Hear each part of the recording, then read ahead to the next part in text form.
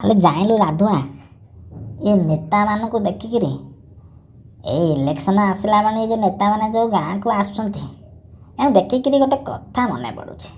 ଯଦି ତୁ କହିବୁ ମୁଁ କହିବି ଏ କଥାଟା। କହୁନା, କୁହ କ'ଣ ଭାବିଛ କହିବ ଆଉ କ'ଣ? ହଁ ହଉ କହ, କ'ଣ ଅଛି?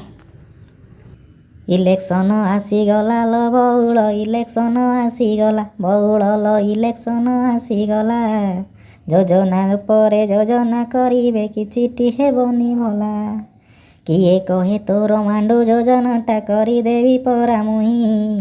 ଆଉ କିଏ କହେ ଯୁବକମାନଙ୍କୁ ବେକାରୀ ଭତ୍ତାଟା ଦେବି।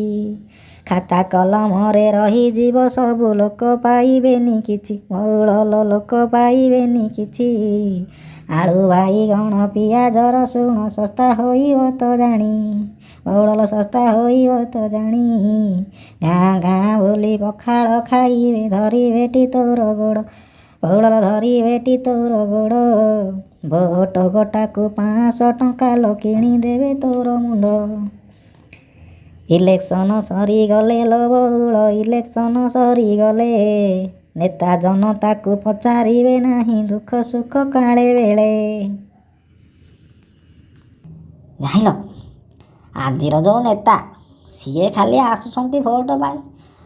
ଭୋଟ ସରିଗଲେ କିଏ ପଚାରେ ଏ ଜନତାକୁ? 500 ଟଙ୍କା ଟିକେ ମଦ ଚିକେନ ଦେଇଦେଲେ ହେଇଗଲା, କ'ଣ ଅଛି? ଆଜିକାଲିର ଲୋକ ତ ଭୋଟ ଏମିତି ନେଇକିରି କିଛି ରାଜନୀତି ଚାଲିଛି ଆଉ କ'ଣ କହିବା ରାଜୁଆ ଭାଇ, ବୁଝିଲ?